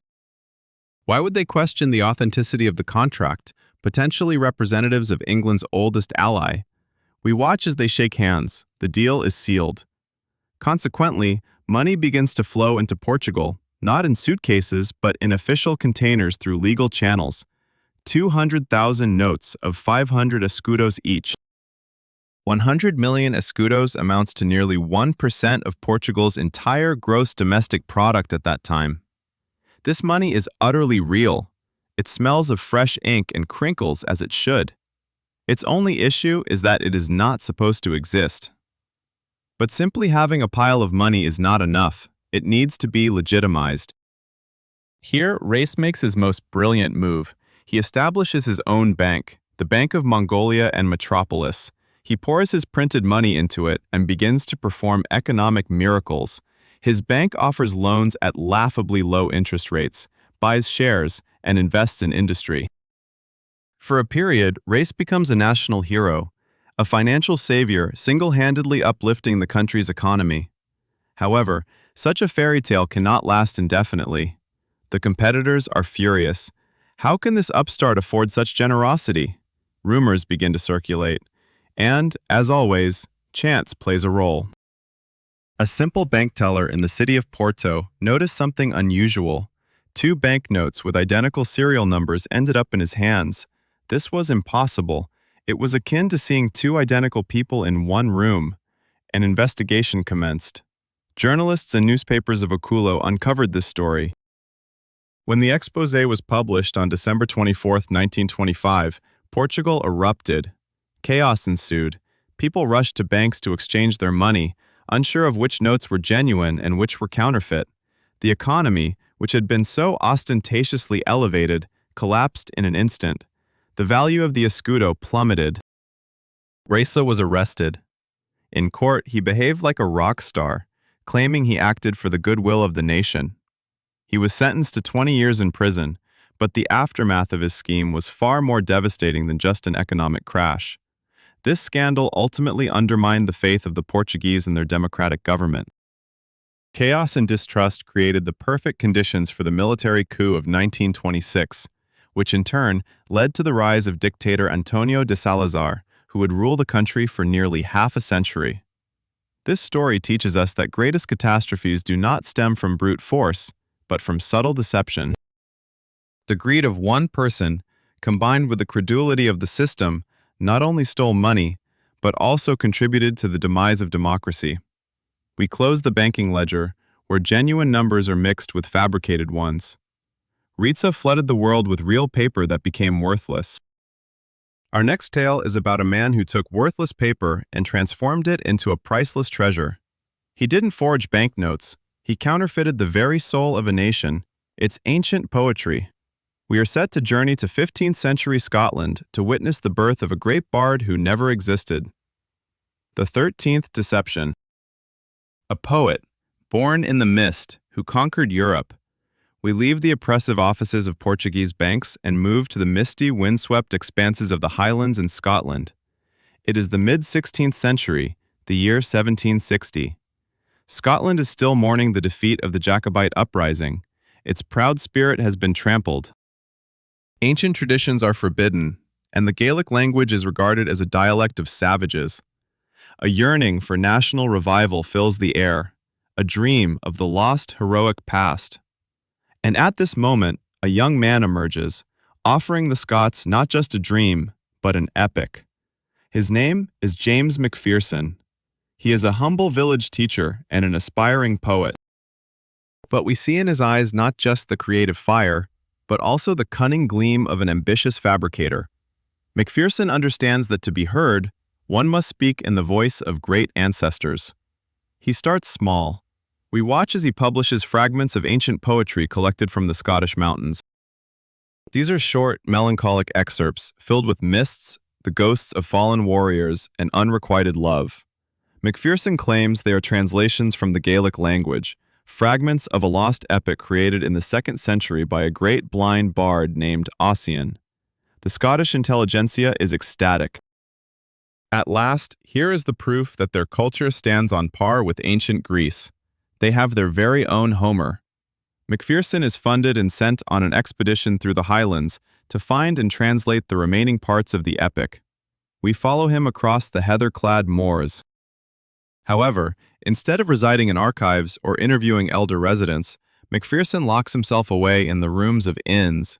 He takes a few authentic Gaelic ballads, generously dilutes them with biblical themes, spices them up with some Miltonian grandeur, and adorns it all with the sentimentality popular at the time, ultimately crafting his own poems. Soon, Fingal and Tamora are published. These are no longer fragments. They are complete epic poems that recount the exploits of King Fingal and his son, the tragic bard Ossian. Macpherson's poetry is magnificent. It is rhythmic, vivid, and imbued with that noble savagery highly valued during the Enlightenment. The psychology behind this deception lies in his perfect alignment with the zeitgeist. Europe was weary of cold rationalism. It craved passion, nature, and a heroic past, and Ossian provided all of this. We witnessed the madness sweeping across Europe. Napoleon Bonaparte carries a volume of Ossian on all his military campaigns. Goethe incorporates quotes from it into his novel, The Sorrows of Young Werther, leaving an entire generation of romantics weeping over the cyclical tales of Scottish heroes. Thomas Jefferson proclaims that Ossian is the greatest poet in history. Macpherson becomes a literary superstar, but with fame comes doubt. We hear the growing discontent from skeptics, with the formidable Dr. Samuel Johnson emerging as the principal critic. He is the same man who befriended our hero Salmanazar. Johnson, armed with ironclad logic, demands that Macpherson present the original Gaelic manuscripts. And here, Macpherson makes a mistake. Instead of simply claiming that the manuscripts are lost, he begins to maneuver. He shows some fragments that turn out to be forgeries. He insists that only he is capable of reading the originals. He even attempts to retroactively translate his English verses into Gaelic, but the results are clumsy and unnatural. The debate over Ossian morphs into a national conflict. For the Scots, doubting Ossian equates to betraying their homeland. For the English, exposing him means putting the proud Scots in their place. Yet Macpherson, by now a wealthy and influential member of Parliament, provides no conclusive evidence up until his death. He bequeaths to be buried in Westminster Abbey, in the Poets' Corner alongside Shakespeare and Chaucer, and his wishes are honored. Only decades later, after a special commission thoroughly examined all the facts, was the verdict announced. The poems of Ossian are a brilliant literary hoax. Macpherson did not translate the epic, he created it. However, here lies the paradox. Even after the revelation, the magic of Ossian did not vanish. His poems inspired an entire generation of artists, composers, and writers. They became a catalyst for Romanticism in Europe and, most importantly, helped the Scots to rediscover their national pride. The falsehood turned out to be so alluring that the truth appeared ugly and unnecessary in comparison. This narrative teaches us that sometimes a fabrication can hold more value than the original, particularly if the original never existed at all. Macpherson provided the nation with something it desperately required, a heroic myth that helped it survive. We leave Macpherson to rest in Westminster beneath the weight of marble slabs and lies that have become truth. He crafted a fictional hero to uplift the spirit of his country. But our next tale is about a man who created a fictional enemy that nearly ignited a war between two great powers. We are transported to late 19th century Spain, on the eve of the Spanish-American War, to witness how a single forged letter, penned in a Cuban tavern, altered the fate of an entire empire. The Deception Number 14, a diplomatic bomb within an envelope. We step away from the Scottish mists and debates over ancient poetry to immerse ourselves in the sticky, stifling heat of Havana. It is February 1998. Cuba is a powder keg. The once great Spanish colonial empire is agonizing, desperately clinging to its final Caribbean jewel. American newspapers, particularly the empire of yellow journalism led by William Aronsfield Hearst, scream about Spanish atrocities and demand intervention. In Havana Bay, the American battleship Maine looms like a steel specter, its guns silently trained on the city. We find ourselves in the dim light of a post office.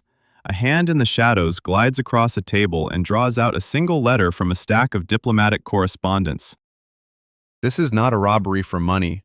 This is an act of espionage that will cost thousands of lives. The letter is penned by Enrique Dupuy de Lome, the Spanish ambassador in Washington, and addressed to a friend in Havana.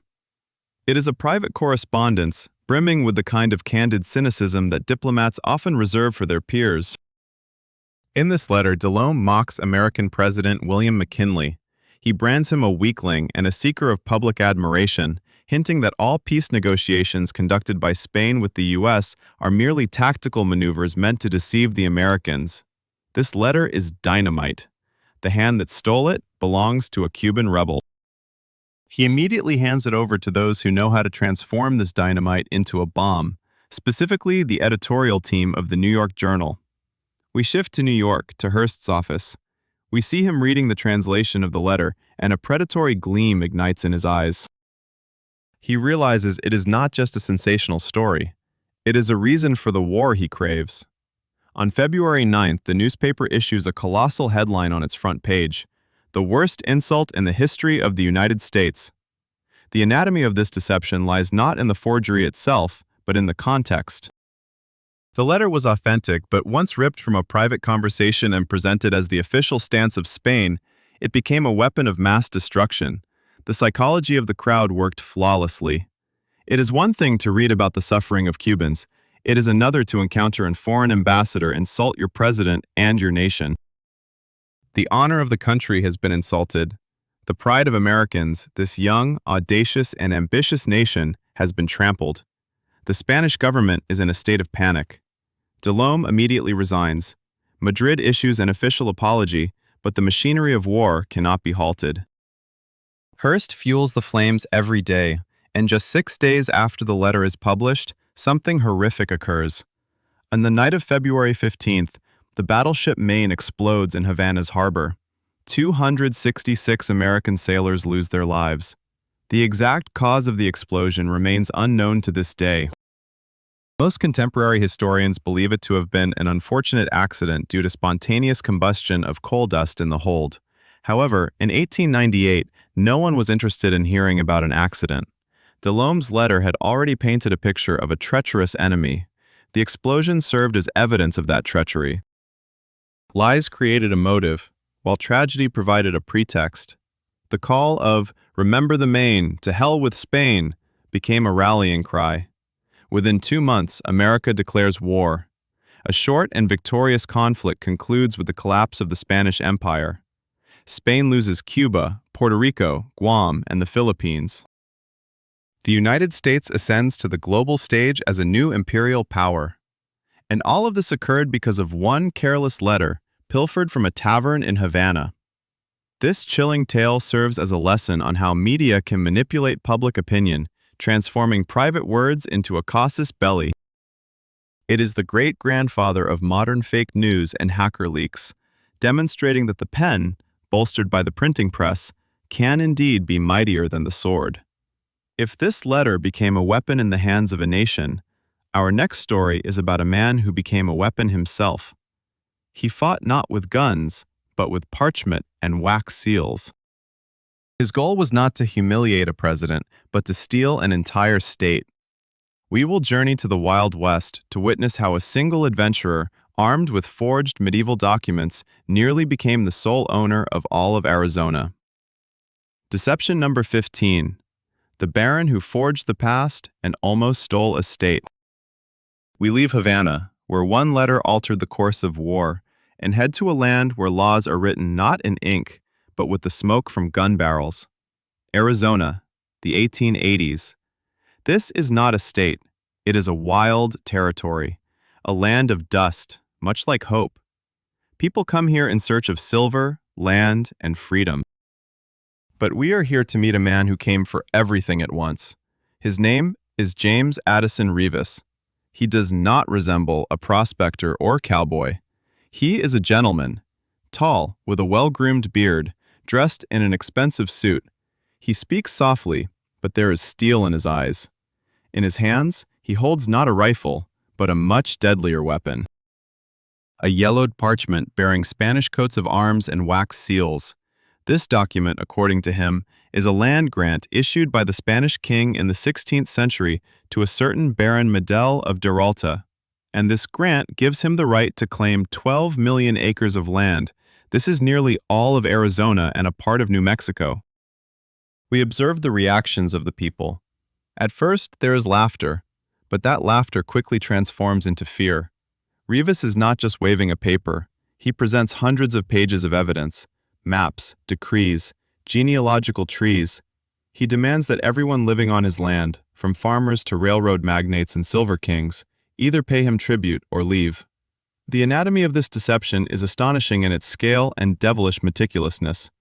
It is not merely forgery, It is the creation of an alternate universe. We accompany Rivas on his journeys. He travels to the archives of Madrid and Guadalajara, but he doesn't merely slip in forgeries. He is a surgeon of history. We witness him carefully, with the precision of a scalpel, unpicking old tomes, inserting his artificially aged pages written in faded ink, and then stitching the books back together with aged threads. He was not just inscribing upon paper, he was weaving threads of falsehood into the very fabric of history, making it indistinguishable from the truth. However, Rivas's greatest masterpiece lies in psychology. He grasped the necessity of a living heir, and he created one. He found a poor orphan named Sofia Laredo in California and convinced her, and perhaps even himself, that she was the last descendant of the Peralta barons. He educated her, surrounded her with luxury, and then, to solidify his claims, married her. Now, he was no longer just a claimant, he was the husband of the Baroness of Arizona. The plan worked brilliantly. The powerful railroad company Saffron Pacific paid him $50,000 for the right to lay tracks through his land. Hundreds of mines and farms followed suit. For several years, Rivas became the uncrowned king of Arizona. He resided in a mansion, entertained senators, and dictated his will to an entire state. But the grander the lie, the more it attracts scrutiny. We see one determined individual take up the case: Government Inspector Matthew Reynolds. Reynolds did not buy the fairy tale. He embarked on his own investigation, which lasted for years. Like Rivas, he traveled to Spain. But he looked not only at the documents, he examined the paper, the ink, and the watermarks. In a dusty church archive, he discovers a baptism record of one of the baron's ancestors. There was a record, but Reynolds noticed what Rivas had missed. The handwriting in this single line differed from the handwriting throughout the rest of the page. This was the first crack in the monolith of lies. The revelations continued to mount. Reynolds proved that the paper on which the main grant was written was manufactured at a factory that opened a century after the date stated on the document. He found traces of modern chemicals in the old inks. The House of Cards, built on centuries of dust and audacity, collapsed.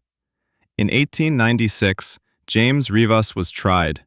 His baroness wept in court, still believing she was an heir of noble lineage. Rivas was sentenced to 6 years in prison. He hadn't stolen money. He had stolen history. He emerged from prison a broken man, dying in poverty while attempting to sell his story to journalists. His wife, Sophia, never recovered from the shock that her entire life had been a fabrication, and she ended her days in destitution. This tale teaches us that the most ambitious lie can be undone by the smallest detail. Rivas was a master forger, but he forgot that the past leaves traces that are impossible to erase completely. We leave behind dusty archives where truth and fiction intertwine into a single knot. Rivas crafted a false narrative to seize control of the earth. However, our next tale revolves around 2 women who constructed imaginary lives to claim something far more elusive: freedom and love. We must depart the Wild West and transition to the refined yet perilous salons of Wales to encounter 2 ladies who were not what they seemed and whose secret shocked all of Britain. This is deception number 16, the ladies who redefine the rules of love. We forsake dusty archives and the greedy ambitions of Arizona's defense to venture into a realm where deceit serves not for gain, but for survival. We find ourselves in the lush green hills of Wales, in the valley of Llangollen, during the late 16th century. Here, away from the bustling capital, in a Gothic cottage engulfed in ivy and roses, reside 2 women who became legends even in their lifetimes. They are Lady Eleanor Butler and Miss Sarah Ponsonby. We observe as carriages approach their home, known as Place Neuve. Out step poets, dukes, generals, and the entire aristocracy and intellectual elite of Britain. They have come to witness the marvel of the ladies from Llangollen. Guests are greeted by 2 elderly women clad in austere, almost masculine outfits of dark fabric, with powdered and closely cropped hair. They engage in scholarly discussions, recite poetry, and serve tea. They exemplify refined friendship, 2 souls who have escaped the clamor of the world to devote themselves to art and solitude. And this is the greatest deception. not because they lied about their names or heritage, but because their dishonesty was far more nuanced. They convinced the world of a story that concealed a truth too scandalous for that era. They appropriated for themselves the right to life and love, hiding it in plain sight beneath a veneer of respectable eccentricity. The anatomy of this lie began in Ireland in 1778. Eleanor Butler was a spinster from a noble but impoverished family. Her relatives intended to confine her to a convent. Sarah Ponsonby was a young orphan whose guardian, the elderly Sir William, attempted to force her into marriage. For both women, the future felt like a prison, either within the convent's walls or in the arms of an unloved husband. They chose to escape. Their first attempt failed. They were caught, returned home, and separated, but we see their unyielding will. They staged a hunger strike, threatened suicide, and ultimately their desperate families surrendered, allowing them to leave with a modest pension to avoid disgrace. Upon arriving in Ellesmere, they realized that to survive together, they needed to create a legend. Merely existing as two women under one roof would incite suspicion and gossip, so they executed a brilliant surgical strike on societal perception. They invented roles for themselves as romantic companions, a term devoid of sexual connotation in the 16th century, describing an elevated platonic friendship. They developed a uniform of dark cloaks and masculine hats that rendered them genderless in the eyes of society. They surrounded themselves with books and transformed their home into a Gothic paradise which became a magnet for tourists. The psychology behind this deception was rooted in the fact that society preferred to see what was convenient for it. It was easier to admire eccentric intellectual women than to acknowledge that they were, quite possibly, the first openly living lesbian couple in British history. William Ertsford composed a sonnet about them. The Duke of Wellington, conqueror of Napoleon, was a frequent visitor to their home. They became not only acceptable but also fashionable. Their ruse lasted for 50 years. They shared a bed, kept joint diaries, exchanged rings, and willed to be buried together. When Eleanor passed away, Sarah survived her by just 2 years. Their final wishes were honored. An epitaph praising their ethereal friendship is engraved on their shared gravestone. This story serves as a unique example of how a lie can serve as armor, protecting the truth. They did not deceive one another. They deceived the world to gain what it was unwilling to grant them, the freedom to be together. Their crime harmed no one, but gifted them an entire life together. We leave the two ladies in their Gothic garden, where they crafted their own world through a carefully constructed illusion. Their falsehood was protective, almost innocent. But our next tale will take us back to a realm of masculine ambition, where deception becomes a tool not for freedom, but for the pursuit of glory. We are headed to a quiet English village in the early 20th century to witness the birth of a missing link in human evolution, a link that turned out to be a brazen forgery, leading the world's top scientists astray for 40 years. The deception number 17, a skull born of pride and an ape-like jaw. We leave the ladies of Wales in their tranquil paradise, where lies served as armor for love, and return to a world where they become a sword for the attainment of fame. We find ourselves in England, in the sleepy village of Piltdown, Sussex, in the year 1912. The air smells of damp grass and the smugness of the British Empire. But beneath this serenity lies a deep scientific anxiety. The Germans have found their Neanderthal, the French their Cro-Magnon, yet England, mistress of the seas, has no significant fossil discovery to boast of. We stand on the edge of a gravel pit, watching a man poised to provide his nation with what it desperately craves, its first Englishman. His name is Charles Dawson. He is a lawyer and amateur archaeologist driven by a desire to enter the pantheon of great scientists. We see workers hand him fragments of bones unearthed in the gravel. Dawson gingerly assembles them. And then, a miracle. A piece of a skull, thick and robust, undoubtedly belonging to an ancient human. Nearby lies a jaw fragment, astonishingly similar to that of an ape, but with teeth worn down in a distinctly human fashion. It was the perfect find. Too perfect. It was the definitive answer to the pressing scientific question of the age: which evolved first, the brain or the body? The Piltdown Man, as he would be dubbed, provided a clear response. A large, developed brain appeared first, accompanied by a human skull, before the primitive traits trailed behind, an ape-like jaw. This flattered human vanity and, more importantly, British nationalism.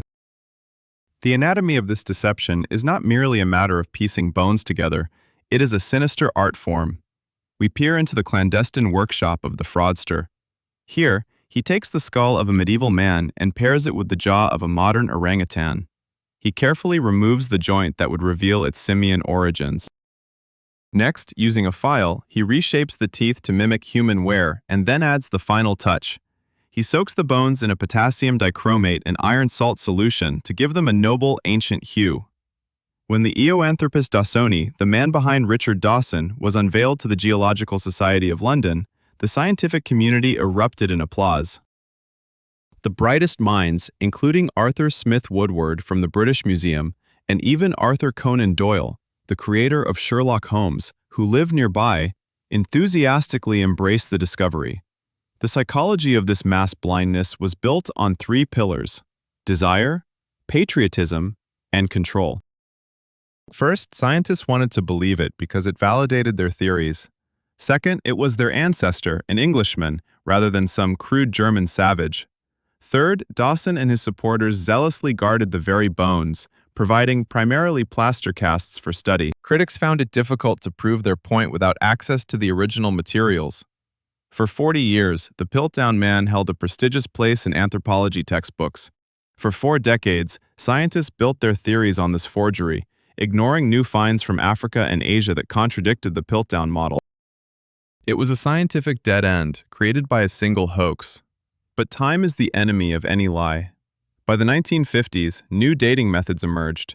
We witness a team of Oxford scientists applying carbon dating analyses to the famous bones. The result was like a thunderclap. Cherry's age was revealed to be no more than 600 years, the jaw no more than 100. This was the end. Further microscopic investigation uncovered file marks on the teeth. The deception was unmasked. Who was responsible? Charles Dawson had passed away in 1916, taking the secret to his grave. He is the prime suspect, driven by a thirst for fame. But there were other theories, each more bizarre than the last. From a museum worker who aimed to play a prank on his superiors, to even Conan Doyle himself, supposedly seeking revenge on the scientific community for mocking his belief in spiritualism, the mystery remains unsolved. This story serves as a bitter lesson that even in a world of strict facts and evidence, human emotions, pride, vanity, and nationalism can overpower a microscope. Science was deceived because it desperately wanted to be deceived. We leave the Piltdown Man in the shameful vault of the British Museum. His fraud was etched in bone and stone, smoldering for decades before being revealed. Yet our next tale involves a falsehood woven from thin air, which spread like wildfire and sparked panic overnight. We are transported to America in the 1930s as we tune our radios to hear how one young genius made a nation believe in an invasion of Martians. Deception number 18, the War of the Worlds, announced over the radio. We leave a tranquil English village where this deception had been brewing for decades and plunge into the electric crackle of pre-war America's radio waves. The date is October 30th, 1938, Halloween Eve. In living rooms across the country, families gather around their wooden radios. The air is thick with fear. Across the Atlantic, Hitler is already marching through Europe, and the word war hangs on the lips of everyone. That evening, we tune into CBS. A standard musical program originating from the Park Plaza Hotel begins. But suddenly, the music is interrupted. We hear the urgent voice of the announcer. Ladies and gentlemen, we interrupt our program to bring you a special bulletin. Professor Farrell from the Mount Jennings Observatory reports several explosions of superheated gas occurring at regular intervals on the planet Mars. This marks the beginning of a spectacle that will be remembered as the greatest radio hoax in history. At the studio controls sits 23-year-old Denny, with a velvet voice and a devilish imagination. His name is Orson Welles. He and his troupe, Mercury Theater on the Air, are staging a radio adaptation of H.G. Wells' novel The War of the Worlds. However, they are not presenting it in a conventional manner. They simulate a news report. The anatomy of this deception was rooted in realism. We hear reporter Carl Phillips live on air describing the meteor's crash on a farm in Grover's Mill, New Jersey. His voice quivers with excitement. Then there's a pause, followed by static interference. Then he begins to scream, gasping in terror as he describes monstrous creatures emerging from a metallic cylinder and incinerating everything around them with heat rays. We hear the cries of a crowd, the sounds of sirens and explosions. The psychology of panic worked perfectly. Firstly, most listeners tuned in late and missed the announcement that this was a dramatization, only catching fragments of news. Secondly, the format was familiar to them. At that time, radio was the primary source of information, and people had come to trust the voice emanating from the receiver. Alarming reports from Europe had accustomed them to emergency broadcasts. Thirdly, Wells wielded authority. He inserted comments from Princeton professors and references from the Secretary of the Interior. And America believed him. We witnessed the onset of panic across the nation. People rush from their homes with damp towels on their heads to shield themselves from toxic gas. The phone lines to police stations and newspaper offices are overwhelmed with calls. In New Jersey, volunteer squads armed with shotguns set out to hunt Martians. In one town, residents mistook a water tower for an enemy war machine and opened fire on it. The following morning, newspapers ran headlines like, "Radio drama causes nationwide terror." Estimates suggest around 1 million people were convinced of the invasion's reality. By the time Orson Welles returned to the air at the end of the hour and innocently reminded everyone that it was merely a Halloween prank, it was already too late. A barrage of criticism descended upon him. He was accused of irresponsibility and nearly faced legal action. But this tale goes beyond a simple hoax. It marks the first confrontation in history between humanity and the power of new media. Wells, perhaps unknowingly, conducted a monumental social experiment that demonstrated how vulnerable society can be to information presented in a credible manner. This was a precursor to all the modern fears regarding deepfakes. This narrative teaches us that reality is not defined by what we see, but by what we are told. And if the storyteller is convincing enough, we are ready to believe even in Martians strolling through the fields of New Jersey. We turn off the radio. The screams and sirens still echo in our ears. Orson Welles' deception was brief, yet its reverberation is still heard today. While he managed to fool millions in a single night, our next subject deceived just one person for 28 years, forcing him to fight a war that had long since ended. We are set to venture into the jungles of the Philippines to find the last soldier of World War II who was unaware that peace had arrived. This is the tale of deception number 19, the soldier who waged war alone. We silence the crackling radio and leave behind an America gripped by panic over a fictional conflict. Now we must journey to a genuine war, or rather, its lingering echo, which resonated in the jungles for nearly 30 years. It is 1974 on Lubang Island in the Philippines. The world has already witnessed the Vietnam War, the Caribbean crisis, and a man stepping foot on the moon. Yet here, in the dense, humid undergrowth, time has come to a standstill, and a weary figure emerges, worn and tattered, a soldier of the Imperial Japanese Army. His Arisaka rifle is in pristine condition, and his eyes reflect a fanatic loyalty to his duty. This is Lieutenant Hiro Onoda. He is the last soldier of World War II, and a victim of the longest and most tragic self-deception in military history, fueled by a single order. In 1945, when American forces landed on Lubang, Major Taniguchi instructed Onoda and his small unit to retreat to the mountains and conduct guerrilla warfare. "You are forbidden to take your own life. Fight until I return for you. It may take 3 years, or even 5, but whatever happens, we will come back for you." We watch as this order, like a virus, permeates Onoda's consciousness, becoming his sole reality. The war ended a few months later. Japan surrendered, yet Onoda would not believe it. When leaflets dropped from planes announcing the end of the war, he deemed them enemy propaganda.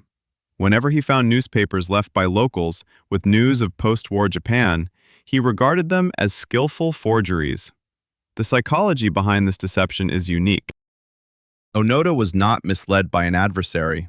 He was deceiving himself, because the alternative, to admit that his mission was futile and that the sacrifices of his comrades were in vain, was unbearable.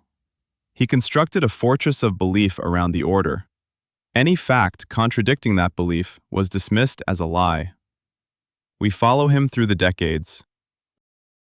He and his few remaining comrades, who, over time, either perished in skirmishes or surrendered, continued their war. They targeted local farmers, believing them to be guerrillas. They burned rice crops and stole livestock. Over a span of nearly 30 years, they killed around 30 Filipinos. To the world, he was a ghost. To the local people, he was a curse. The Japanese government dispatched search teams. His relatives traveled to the island and pleaded through a loudspeaker for him to surrender. However, he viewed this as nothing more than cunning traps set by the enemy, utilizing the voices of his loved ones to lure him out.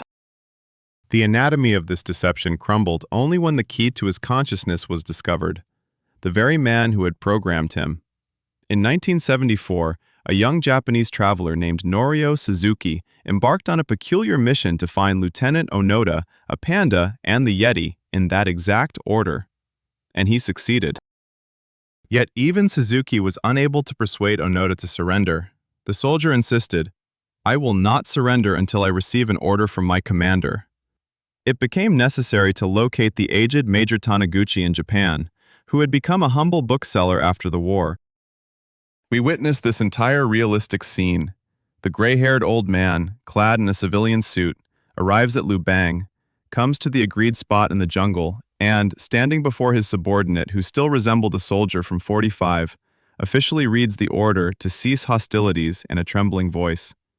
Only then did Onoda break down in tears. His world, built on a single command, had collapsed.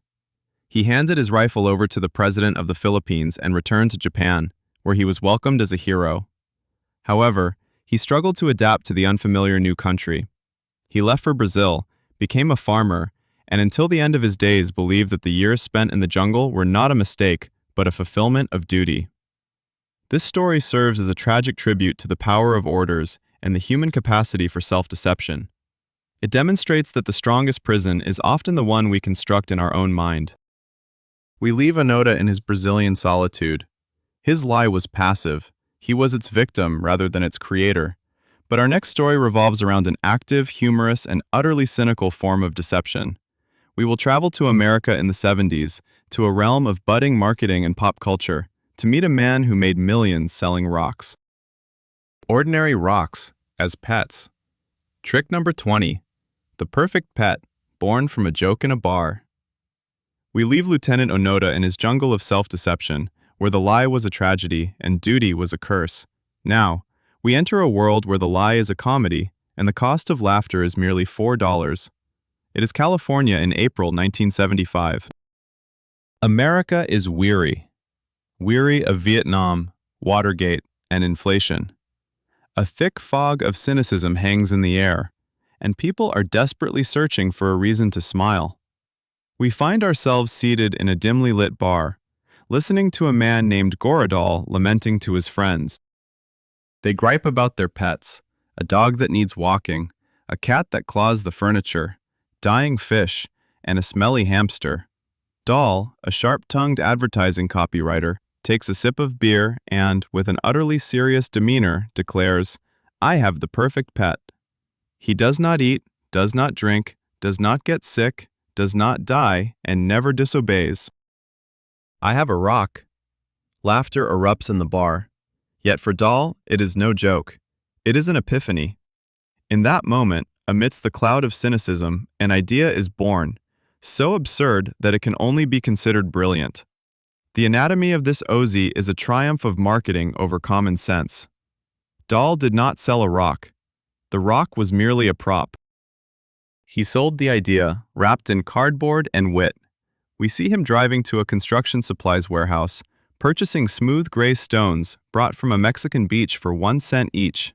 Then, he invests all his money and talent into the packaging. The product, named Petrock, the home rock, was sold in a small cardboard box resembling a pet carrier. It featured ventilation holes. Inside, on a soft straw bedding, lay it, your new best friend. But the true treasure was the instruction manual. The gem was the 32-page guide on care and training. As we flip through this brochure, we find it a masterpiece of satire. Dahl, as a professional word manipulator, perfected the absurd. The manual detailed how to teach your rock commands like sit and lie down. It noted that the rock excelled at these commands from the onset. For the command roll over, a little help from the owner was necessary. The command shake was also performed with the owner's assistance. The instructions cautioned against bathing the rock in overly hot water and provided advice on how to introduce it to other rocks in the park. The psychology of this deception lay in the fact that the buyer was a co-conspirator. No one believed that the rock was alive. People were not buying a pet. They were purchasing a joke. It was the perfect gift in a postmodern era, a symbol of meaninglessness, an item famous simply for being famous. Owning a trock signified your sense of humor and your ironic detachment from consumer society, even while participating in it. The success was explosive. By Christmas 1975, America had gone crazy. In 6 months, Dahl sold over 1.5 million rocks at $4 each. He became a millionaire overnight. We see serious news channels interviewing him, and he calmly discusses the advantages of rock pets. But like any bright flash, this trend burned out almost instantly.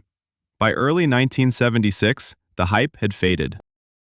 The pet rocks were relegated to the back drawers of desks, becoming a symbol of a fleeting fad. Dahl attempted to launch other projects, but could not replicate his success. He remained forever known as the guy who sold rocks. This story is a humorous yet instructive example of how, with the right packaging, anything can be sold, even emptiness. Petrock was the great-grandfather of all absurd viral trends, from Tamagotchis to NFTs featuring monkeys. It proved that sometimes the most honest lie is the one that acknowledges its absurdity from the very beginning. Gary Dahl sold a harmless illusion in a box, and everyone laughed. But what if the illusion is not harmless? What if it smells of illness and death, and its seller is not an advertiser but the government itself? Our upcoming narrative will not be one of joy. We will venture into the heart of America to witness one of the most inhumane medical experiments in history, disguised as an act of compassion.